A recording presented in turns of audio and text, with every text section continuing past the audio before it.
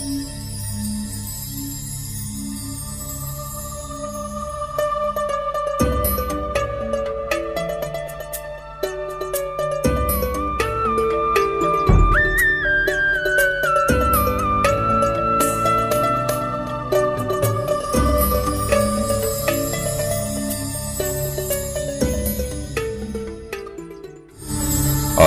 ১ ফেব্রুয়ারি।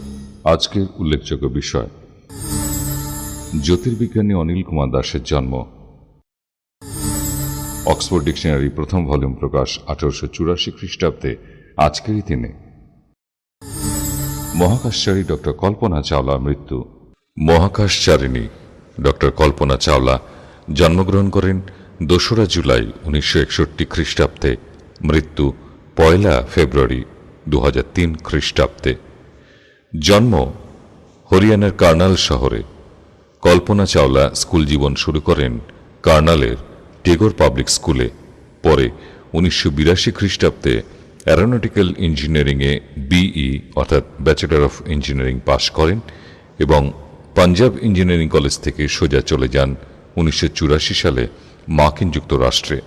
সেখানে university of Texas থেকে MS এবং ১৯৮৮ সালে তিনি পিএইচডি ডিগ্রি অর্জন করেন। ছোটবেলা থেকেই স্বপ্ন ছিল কল্পনা চাওলার একজন বড় জ্যোতির্বিজ্ঞানী হবেন। এই জন্যই এই উদ্দেশ্যে জ্যোতির্বিজ্ঞান নিয়ে তিনি পড়াশোনা শুরু করেন। তিনি প্রথম ভারতীয় মহিলা যিনি মহাকাশে যাত্রা করেন এবং তিনি প্রথম ভারতীয় মহিলা যিনি ইন্ডিয়ান আমেরিকান জ্যোতির্বিদ হিসেবে সারা বিশ্বে স্বীকৃতি পেয়েছিলেন। তার কর্মজীবনে তিনি নাসাতে এইমস রিসার্চ সেন্টারে vice president of overseas method হিসেবে কাজ করতেন।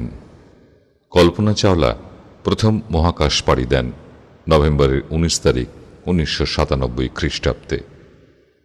এক টানা কল্পনা চাওলা ৩৭২ ঘন্টা মহাকাশে পাড়ি দিয়েছিলেন STS-87-এ। মহাকাশযান দুর্ঘটনায় ১ ফেব্রুয়ারি ২০০৩ খ্রিস্টাব্দে কল্পনা চাওলা মৃত্যু হয়। ভারতীয় হিসেবে কল্পনা চাওলার